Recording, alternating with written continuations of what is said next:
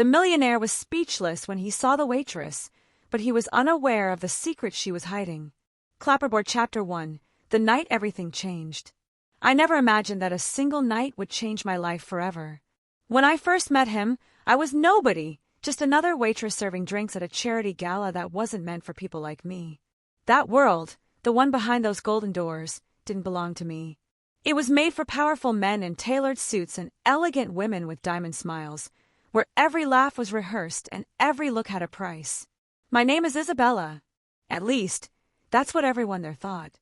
But my real name doesn't exist on any government record. It was erased a long time ago, along with the life I once had. That night, everything smelled of money and perfume. The light from the chandeliers reflected on the champagne glasses, and even the air felt heavy with false glamour. I kept my head down, trying to blend in with the walls, invisible, quiet, efficient. And then he walked in.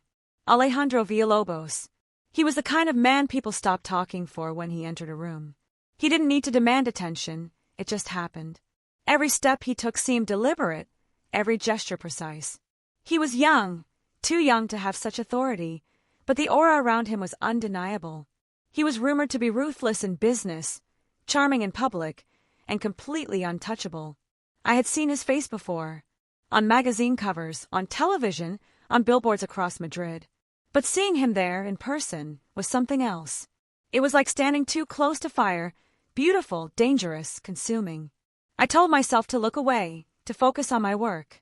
But then our eyes met.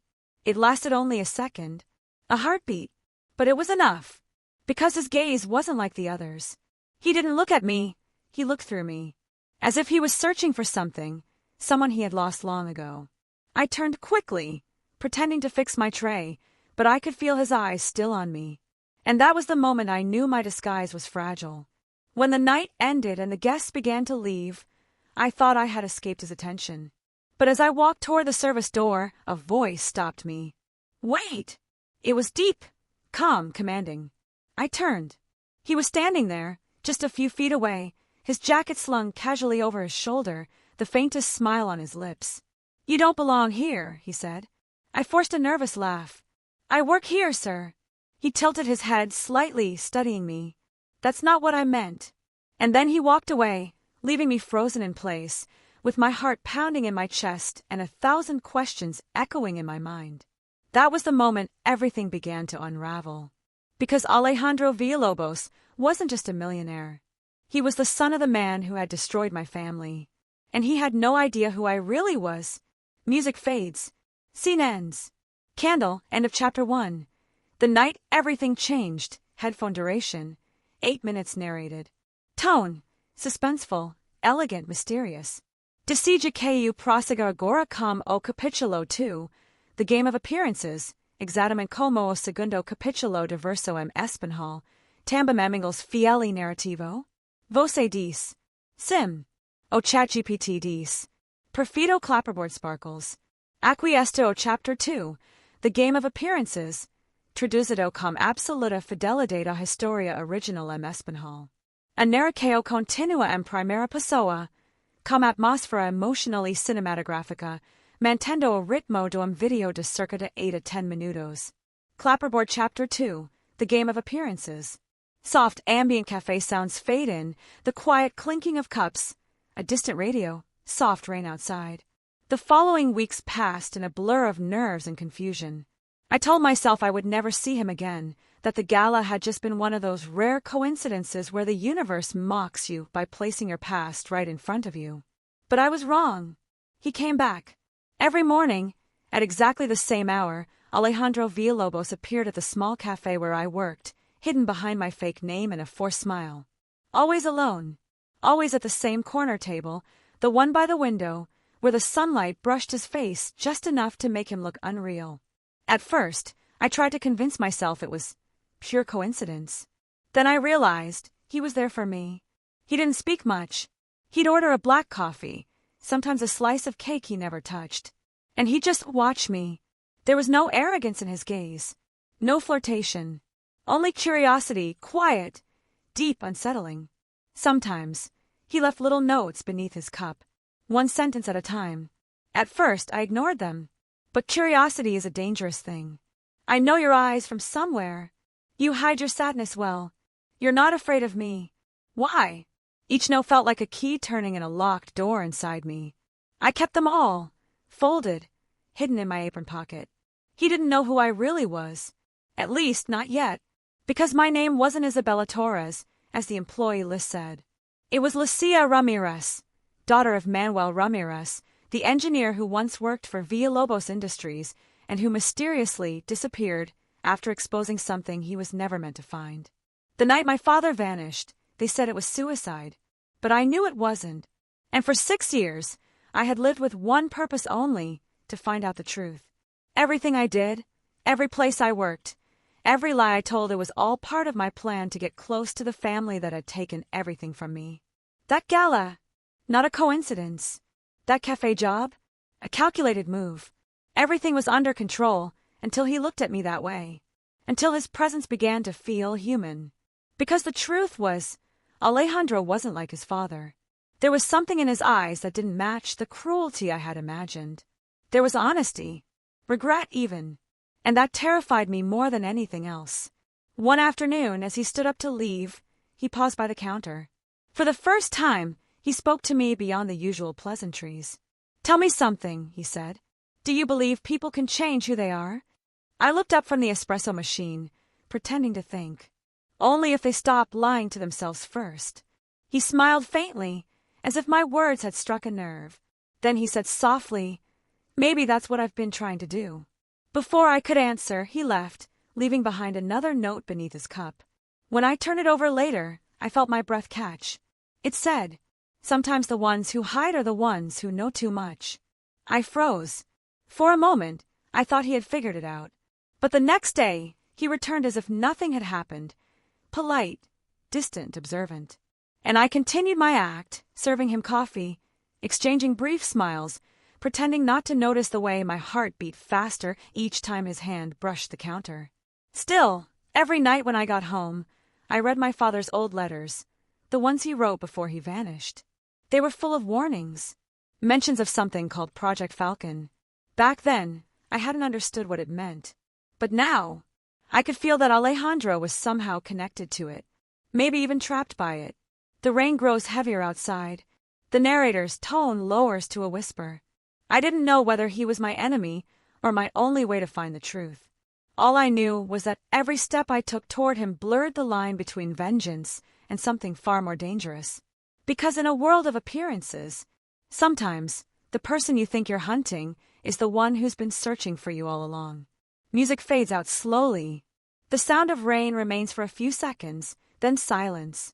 Candle, end of chapter 2. The game of appearances, headphone duration, 9 minutes narrated. Tone, mysterious, tense, intimate, staying fully faithful to the original Spanish version. Decide que eu continue agora como chapter 3. The offer, segundo examen a mesma fidelidade de ritmo? Você diz. Sim. O ChatGPT diz. Perfect crescent moon. Here continues your story, fully faithful to the original Spanish version. Chapter 3. The offer, narrated in first person, cinematic and emotional, written for a video segment of roughly 8 to 10 minutes. Clapperboard Chapter 3. The offer. Soft thunder in the distance. The faint hum of a cafe after closing, chairs scraping, rain tapping on glass. It was one of those stormy evenings when the whole city seemed to hold its breath. The cafe was empty, the last customers long gone. I wiped down the counter, trying to ignore the sound of the rain hammering the windows. And then, I felt it, that strange awareness that someone was watching me. When I turned, he was there. Alejandro Villalobos, standing by the door, rain dripping from his coat, eyes dark and unreadable. He waited until the last light was turned off, until the silence swallowed everything, before stepping closer. "Lucia," he said. The sound of my real name hit me like a slap. For a second, I thought I had misheard him. But then he repeated it. Lucia Ramirez. My hand froze around the rag I was holding. No one here knew that name. No one could have known. How? I did my research, he interrupted quietly. You're not who you pretend to be. But then again, neither am I. He removed his gloves slowly, almost ceremoniously, as if stripping away the layers of power that usually surrounded him. Then he sat down at the nearest table. "Sit," he said softly. "Please." Something in his tone stopped me from running. It wasn't a command, it was a plea. So I sat, my heart pounding so loud I could barely hear the rain anymore. He leaned forward, elbows on the table. "I'm not here to threaten you, Lucia. I just need you to listen." I swallowed hard. My throat was dry. "I know what happened to your father," he continued. "I know what my family did." My breath caught. He sighed, looking away for a moment, as if the weight of his last name was finally crushing him. "I've spent years trying to undo the damage my father caused," he said. "But I can't do it alone. I need someone who knows the system from the inside, someone who isn't afraid to look at the truth." He paused, then looked straight into my eyes. "I need you." I laughed bitterly. "Do you realize what you're asking? You expect me to help the son of the man who ruined my life." "I expect you to help yourself," he said firmly. "To finish what your father started." He reached into his coat and placed a small folder on the table. Inside were documents, blueprints, internal memos, encrypted codes. The same symbols I'd seen in my father's letters. "Project Falcon," I whispered. He nodded slowly. "My father created it. I've been trying to shut it down ever since I inherited the company, but it's bigger than I thought. There are people, investors, officials, who would rather see me dead than let the truth come out." I stared at the papers, my pulse racing. "If this is true," I said quietly, "why come to me? You could hire anyone." He smiled faintly, tiredly. "I tried, but no one else would dare." The rain outside grew heavier. Lightning flashed, briefly illuminating his face. Not the face of a ruthless millionaire, but of a man who was tired of fighting alone. "I want you to work for me," he said. "Not as a waitress, as an analyst. You have the skills, the access, and the reason. Help me bring them down from the inside." For a long moment, I said nothing. I could feel the weight of my father's memory pressing on me, whispering warnings I couldn't ignore. It could be a trap, a manipulation, or maybe the chance I'd been waiting for all along. I looked up at him.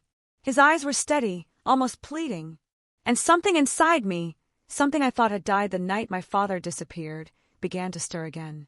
"Hope, why should I trust you?" I asked softly. He held my gaze. "You shouldn't," he said, "but I'm asking you to trust the truth." Thunder rolls. A long silence. The sound of the rain fills the room. That night I didn't sleep. I kept seeing his face, hearing his voice, replaying every word. By morning, I knew my answer. When I walked into the cafe again, he was waiting at the same corner table.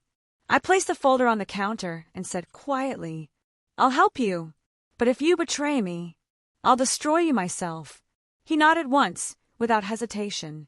"Deal." That was the night the hunter became the ally, and the line between truth and danger disappeared forever. Music swells, a mix of tension and anticipation. Fade to silence. Candle, end of chapter 3. The offer, headphone duration, 10 minutes narrated. Tone, intimate, tense, emotional, faithful to the Spanish version. Decide que you continue agora como chapter 4. Shadows of the past. Mantendo exatamente o mesmo estilo narrativo y fidelidade total. Você diz. Sim. O ChatGPT diz. Perfect crescent moon. Here continues your story. Completely faithful to the Spanish original, written for cinematic narration, in first person, with atmosphere, tension, and emotional depth. Approximate narration time, 10 minutes. Clapperboard Chapter 4, Shadows of the Past. Soft typing sounds. The distant hum of computers. Rain outside fades into a quiet, tense rhythm. Working beside him was like walking on a tightrope. One wrong step and everything would collapse. By day, I was his assistant, his analyst, the quiet shadow who sorted through years of corrupted data and half-buried lies. By night, I became Lucia Ramirez again, the daughter of the man who had vanished into darkness. Alejandro had given me full access to his private servers. It was reckless. It was dangerous. And it was exactly what I needed. We spent hours in that dimly lit office surrounded by files, documents, and the ghosts of everything his family had tried to hide. I watched him work, focused, determined, but haunted. He wasn't the cold businessman I had imagined. He was human, almost painfully so. Sometimes, I'd catch him staring at the photo of his father on the wall, the founder of Villalobos Industries, celebrated as a visionary, worshipped by the world. But I could see it in Alejandro's eyes. That photo didn't inspire pride. It inspired shame. One evening, while we reviewed encrypted reports, I found a familiar word buried deep in the data. Alcone. Falcon.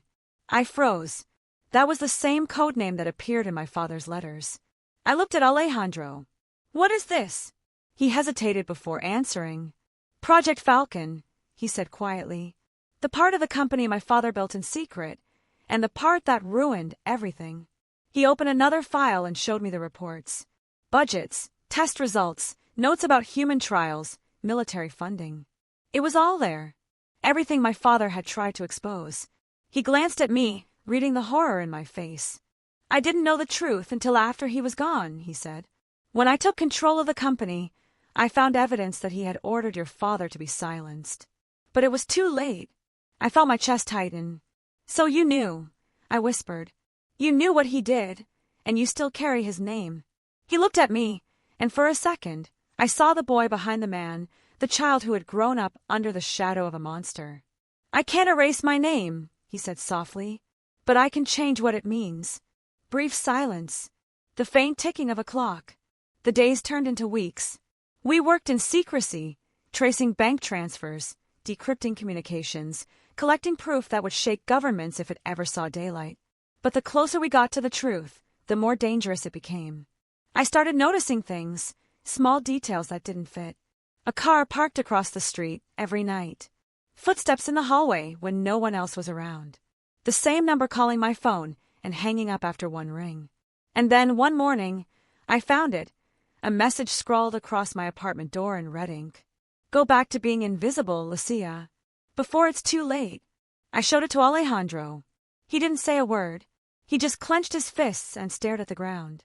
They know, he finally said. They're watching us. We began to move everything underground, new servers, encrypted drives, burner phones. Alejandro stopped going to public events. He even changed his security detail. But the fear was always there, the silent, invisible kind that follows you even in your dreams. Sound of keyboard typing faster, a low hum of tension building. One night, I stayed late in the office. Alejandro had gone home hours ago. The building was empty, the city outside asleep. As I searched through the last batch of files, I found a document with my father's name on it. Ramirez, Manuel terminated. Cause, irreversible breach of confidentiality. Underneath was a timestamp, the same date as the night he disappeared, and attached was a photograph. My father, standing in front of the Villalobos factory gates. Alive. The last image ever taken of him. My hands shook. My throat closed.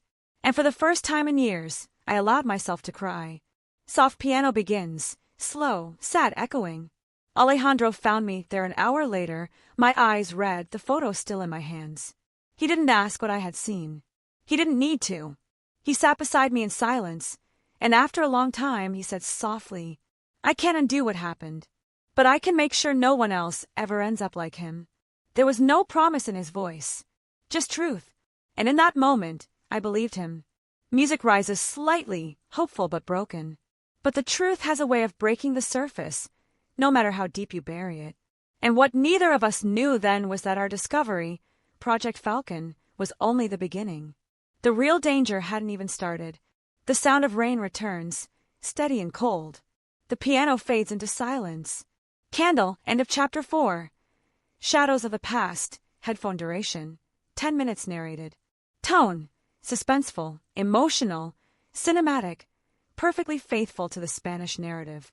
Would you like me to continue now with chapter 5, The Kiss Before the Fall, keeping the same emotional pacing and realism? Você diz. Sim. Oh, ChatGPT diz. Excellent. Waxing crescent moon. Here continues your full story in English, faithful to the original Spanish version, written in first person for a cinematic 1H30 narrative. This chapter is rich in emotion, tension, and romantic intensity, leading into the story's turning point. Approximate narration time, 10 minutes. Clapperboard Chapter 5, The Kiss Before the Fall. Soft violin music fades in, delicate yet tense. The sound of rain has stopped. The night is quiet but heavy. Days blurred into nights, and nights into long silences filled with unspoken words. Alejandro and I had crossed a line that no one could ever uncross. We had shared secrets that could destroy empires, and now we were bound by them. But there was something else too. Something I didn't want to name. Something dangerous. I tried to ignore it at first. That electric pull every time his hand brushed mine, the way his eyes lingered just a little too long when I spoke. But one night, the silence between us grew too loud to ignore. We were reviewing the last batch of encrypted files. The office was empty, except for the hum of computers and the faint rhythm of my heartbeat. I could feel his gaze on me as I typed. When I finally looked up, he wasn't pretending to read anymore. He was just looking. "What?" I asked, my voice barely a whisper. He smiled, a slow, sad smile. "Every time I think I've figured you out, you surprise me again." I swallowed hard. "You don't know me, Alejandro." "Then tell me," he said softly. "Who are you, really?" I froze. The question hung in the air like smoke, thick and suffocating. If I told him the truth now, everything would end. My revenge, my mission, my disguise, all of it. So I lied. Again. "I'm no one," I said. "Just a woman trying to survive." He stood, walked around the desk, and stopped in front of me. The space between us felt charged, like the air before a storm. "Then why do I feel like you're the only person who sees me for what I am?" he whispered. I couldn't breathe. His words hit deeper than I expected, because in that moment, I saw it too. The loneliness behind his power, the boy trapped beneath the billionaire. I wanted to step back. Instead, I looked up at him. And that was all it took. He leaned in slowly, giving me every chance to stop him. But I didn't. When his lips touched mine, it was soft at first, hesitant, almost questioning, and then it deepened, like we had both been holding our breath for too long. The world outside disappeared. The rain, the city, the danger, none of it existed anymore. There was only him, and the truth I could never tell. When he finally pulled away, his forehead rested against mine. "I shouldn't have done that," he murmured. "Then why did you?" He smiled faintly. "Because I couldn't stop myself." I turned away before he could see the tears in my eyes. Because for the first time since I began this plan, I wasn't sure I could finish it. The music fades into silence, replaced by the soft ticking of a clock. The next morning, I avoided him. I buried myself in work, in reports, in numbers that meant nothing compared to what I felt. But Alejandro wasn't a fool. He noticed. That afternoon, he appeared at my desk. "Come with me," he said simply. "Where?" "Just trust me." We drove for hours, out of the city, into the hills where the noise faded and the sky turned gold. He parked near an abandoned villa overlooking the valley. "This place," he said, "was where my father built his empire, and where it began to rot." I followed him inside. Dust covered the furniture. Old portraits stared from the walls. It was a mausoleum of memories, and somewhere, buried under the marble, were the answers we had been looking for. Alejandro pulled out a folder. "These are the last files I could never access. The ones my father locked away with physical keys. Do you have them?" He smiled faintly. "No, but I know who does."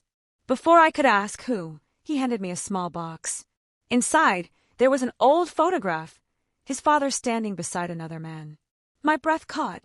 It was my father. I stepped back, the world spinning. He looked at me, confused by my silence. "Lucia?" he asked softly, the first time he had ever said my real name. I froze.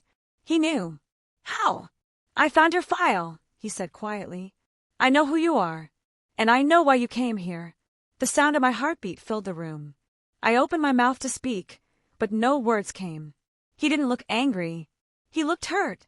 "You wanted revenge," he said, "and I can't even blame you." Tears blurred my vision. "I didn't mean to." "Yes, you did," he interrupted gently. "But somewhere along the way, you stopped. Didn't you?"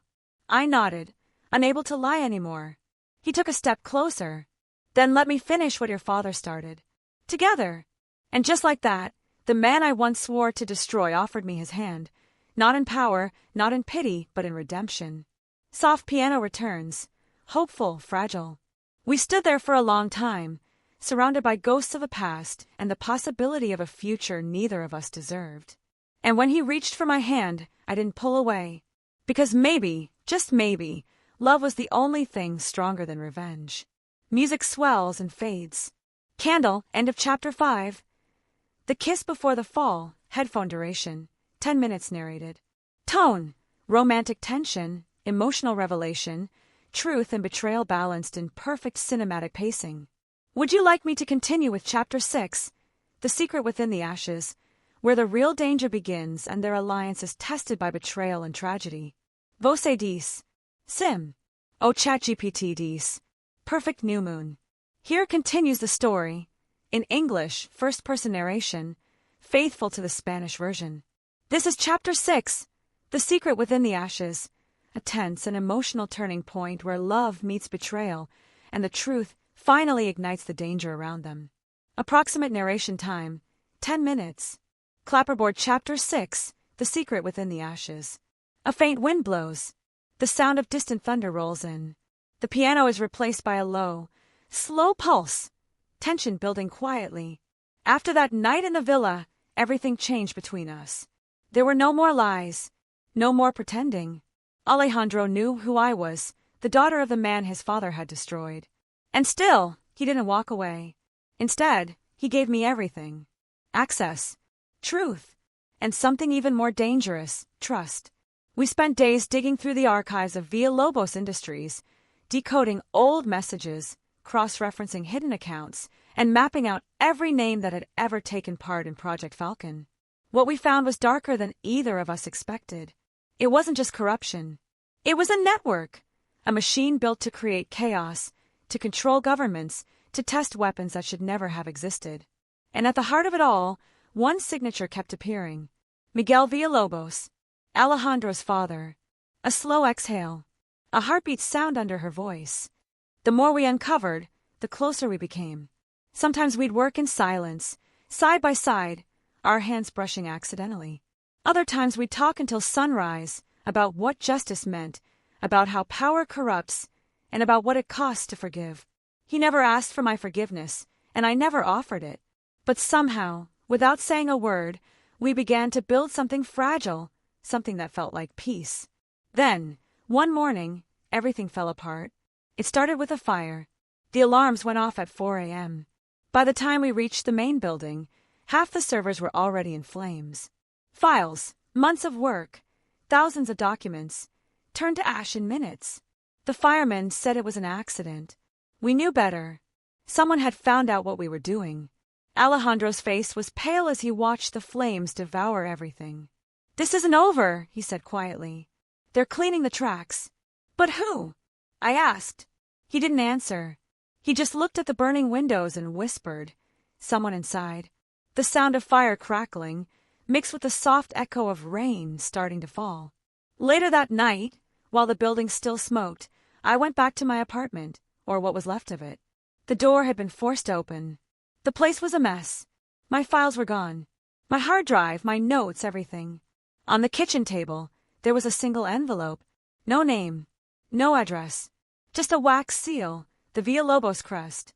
Inside was a single photo. Alejandro with me. Taken secretly days ago. And a note. "He isn't what you think he is." My hands trembled. Was it a warning? A threat? Or the truth? I went to his house that same night. He was standing by the window, his shirt unbuttoned, his expression unreadable. When he saw me, he didn't look surprised.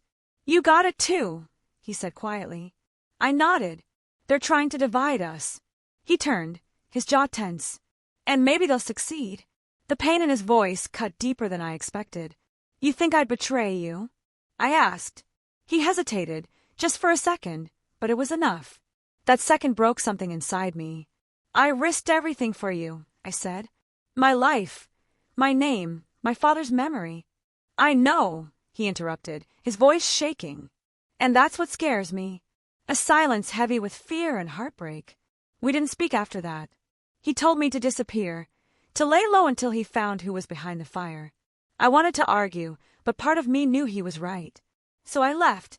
I packed what little I had left and disappeared into the night once again, back to being no one. Days passed, then weeks, and with every hour that went by, I felt the distance between us growing like a wound that wouldn't close. Until one morning, a news alert flashed on my phone. Villalobos Industries, CEO missing after explosion at private villa. I dropped the phone. My knees gave out. No, it couldn't be. I rushed back to the villa where it had all begun. Police tape surrounded the ruins. Everything was black. Smoke, glass, ashes. They said no one could have survived. But something deep inside me refused to believe it. A faint melody returns. Soft piano, haunting, echoing hope and loss at once. I walked through the rubble until I found what was left of a study. The air still smelled of burnt paper and metal.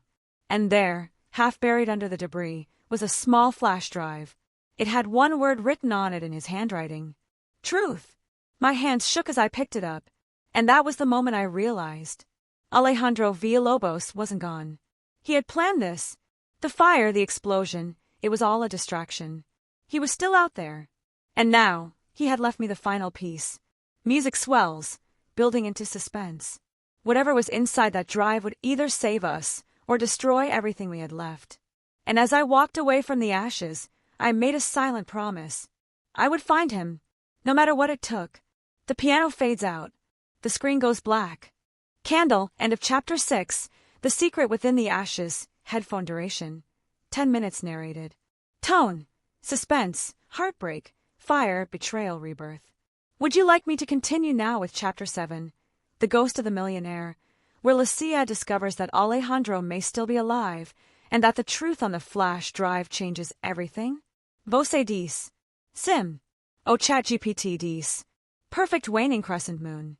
Here continues your cinematic story, faithful to the Spanish version, in English, first person, emotional and suspenseful.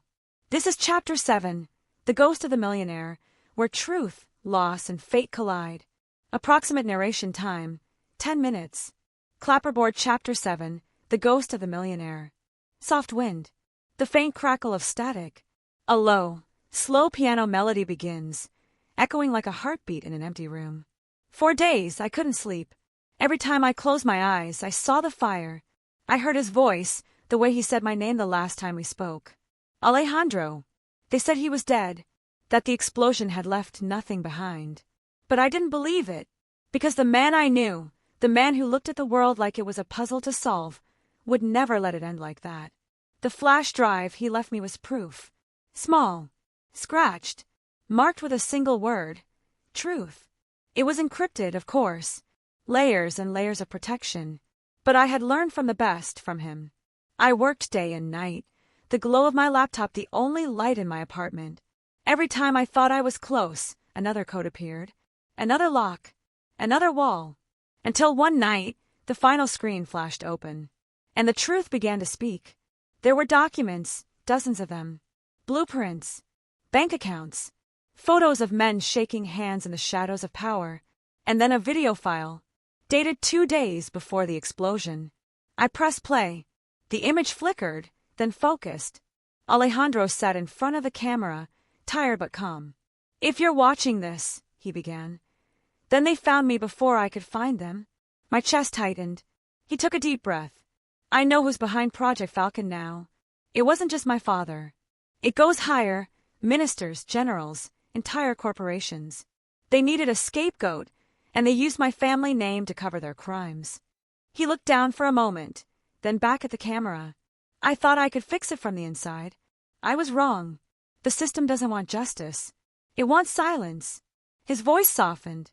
And if Lucia is the one watching this, I need you to know something. My hands trembled. He knew I'd find it. I knew who you were long before you told me. I knew you were Manuel Ramirez's daughter. I knew why you came to me. And still I let you in. Because even if you came to destroy me, you made me believe in something again. In truth. In love. Tears fell before I could stop them. He smiled faintly on the screen. I don't want revenge, Lucia. I want you to live. Take what's in this drive and disappear. Don't look for me. If you do, they'll come for you too. The video ended. Silence. Then darkness. But he underestimated me. Because love doesn't obey warnings. It disobeys everything. Soft sound of wind rises, like the world exhaling. I packed the drive and left the city before dawn. I follow the traces hidden in the files. Offshore accounts, coded emails, abandoned warehouses in Lisbon, Paris, Bogota. Every clue led me deeper into a maze that smelled of smoke and betrayal. And then one night, while I sat in a dim cafe near the harbor, a man slipped an envelope onto my table. He didn't say a word, just a nod, and he was gone. Inside was a single photograph.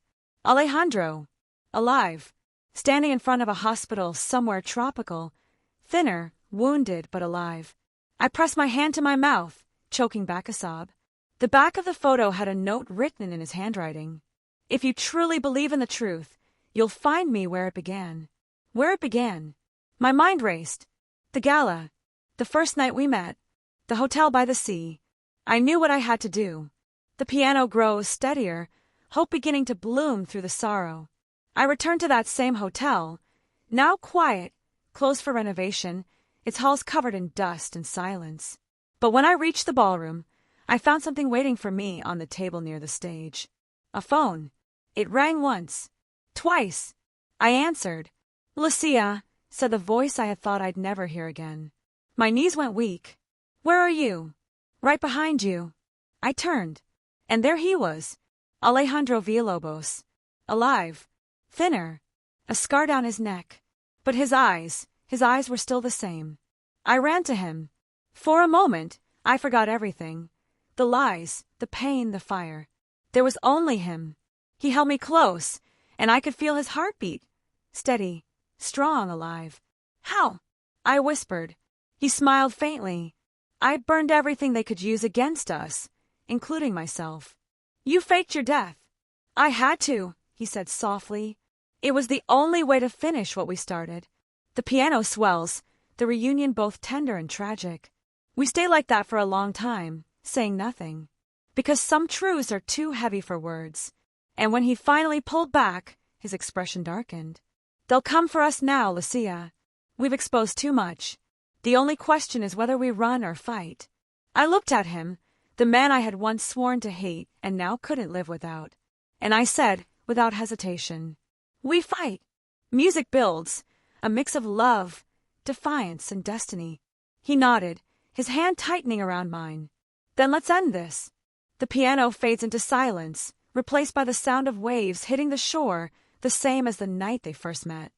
That night, as the ocean roared outside and the world seemed to hold its breath, I realized something simple, terrible, and true.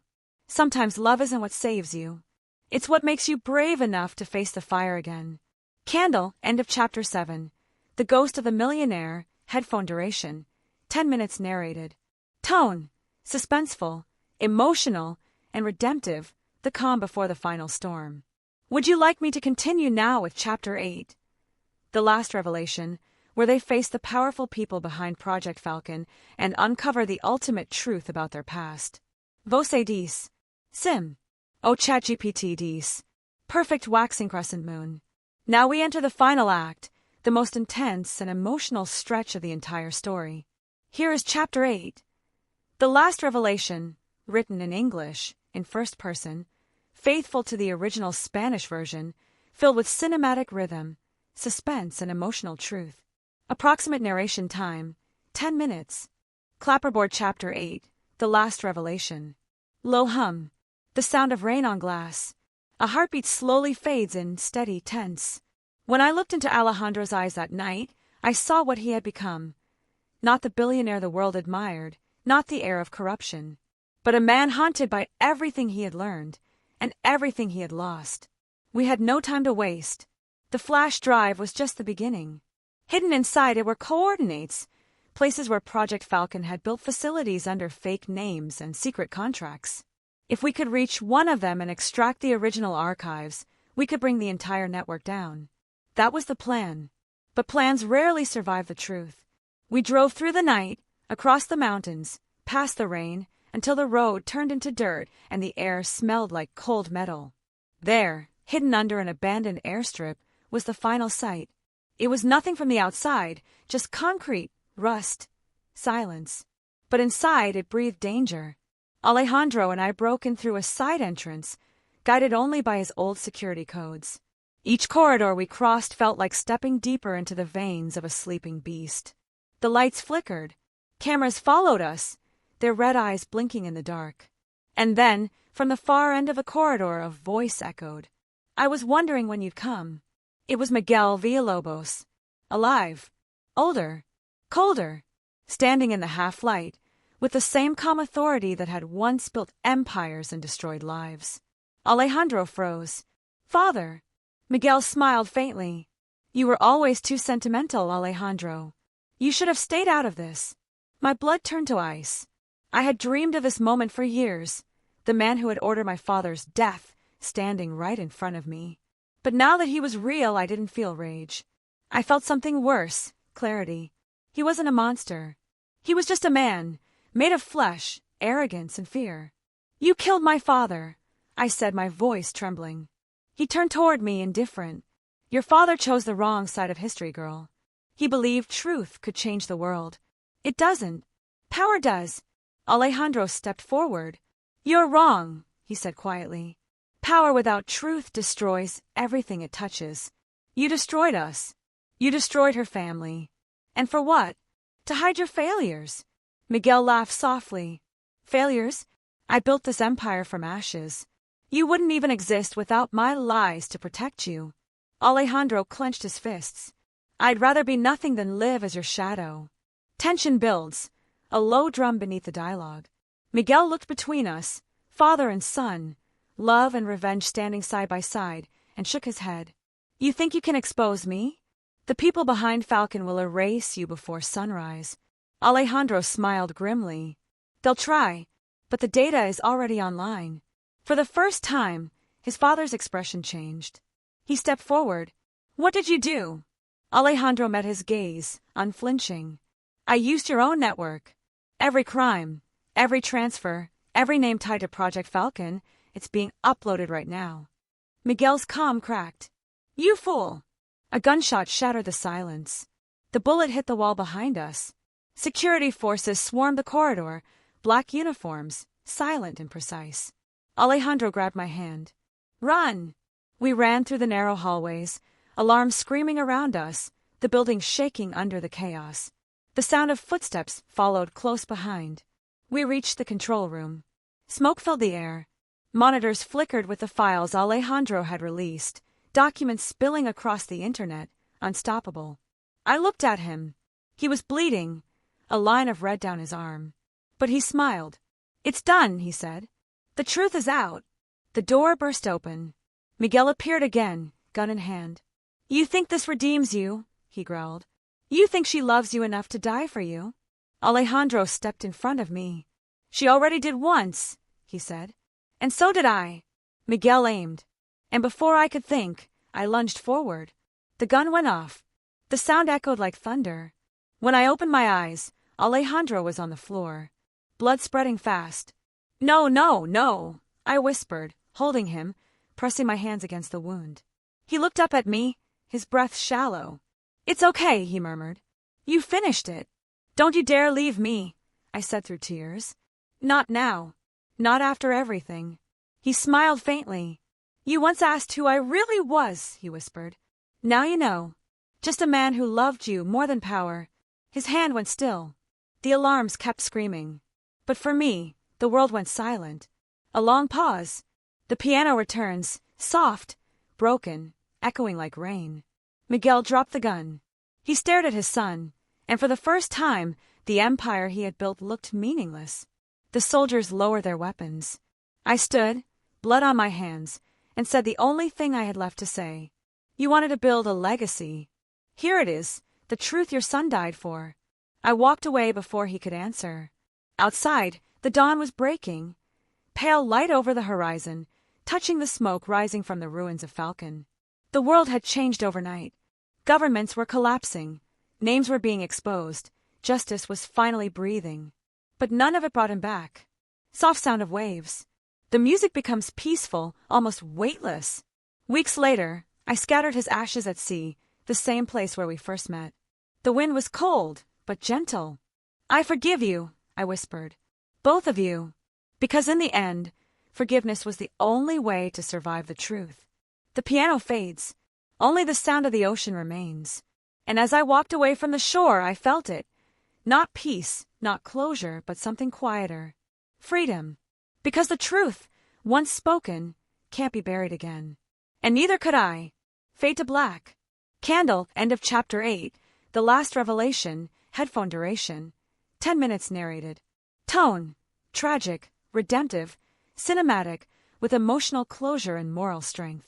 Would you like me to continue with the final chapter, chapter 9, After the Fire, which serves as the emotional epilogue, showing what becomes of Lucia after Alejandro's death and how the truth changes the world? Você diz. Sim. Oh, ChatGPT diz. Perfect sunrise. Here is the final chapter, faithful to the story's tone and world, the emotional closure, written in first person, cinematic and immersive, to complete the full 1H30 narrative. Clapperboard Chapter 9, After the Fire. Soft piano. The sound of the sea returns, calm and infinite. It's strange how the world keeps moving, even when yours has stopped. Days turned into weeks, and weeks into months, and still, every morning I woke expecting to see him. His quiet smile, his impossible questions, his way of making chaos seem like calm. But Alejandro Villalobos was gone. And yet, everywhere I looked I saw him. The truth he died for had reshaped the world. Project Falcon had fallen. The powerful who once ruled from behind glass towers were now answering to the law, their faces on every screen, their voices trembling in front of microphones. The news called it the Purge of Shadows. They said it was the biggest leak in modern history. They never mentioned his name. But I didn't need them to. I carried it inside me. After the investigation ended, I left the city. The noise, the lights, the false smiles, they all felt hollow. I went back to the coast, to the same small village where everything had begun. The cafe had changed owners, the walls repainted, but the air still smelled of coffee and salt. Sometimes, I'd sit at one of the corner tables, the same one where he first saw me, and I'd imagine him walking in again, pretending he was just another stranger. But memories are ghosts that never truly leave. Soft instrumental rises, waves against the rocks. One afternoon, as I closed my notebook, a small boy approached me. He couldn't have been more than 8. Dark hair, curious eyes that reminded me too much of him. "Are you the lady from the news?" he asked. I smiled. "I don't know. Maybe. My dad says you helped make bad people tell the truth," he said proudly. I nodded. "Your dad sounds very wise." He grinned, then handed me a small folded note. He told me to give you this if I ever saw you. My heart froze. The paper was old, yellowed at the edges.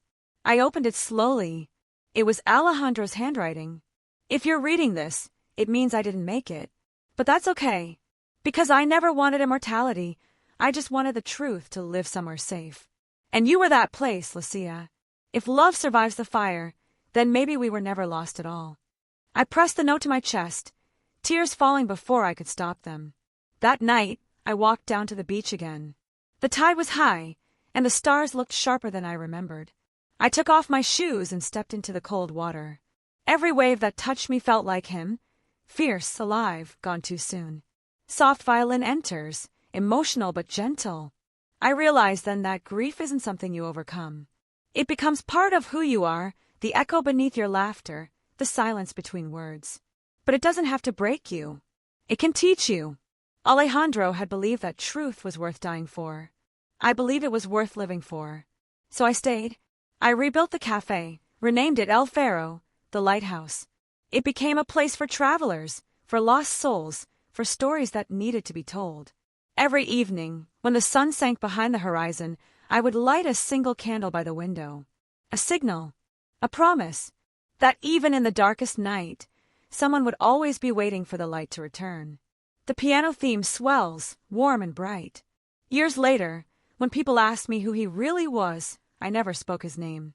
I just smiled and said, he was a man who taught me that power means nothing without truth, and that love, even if it ends, is never truly gone. And when I closed my eyes, I could almost hear his voice again, soft, distant, carried by the wind. You finished it, Lucia. A pause. The sea fades into silence. So this is how the story ends.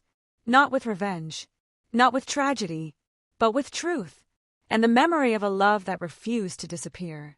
Because sometimes, even after the fire, what remains is enough to keep the world alive.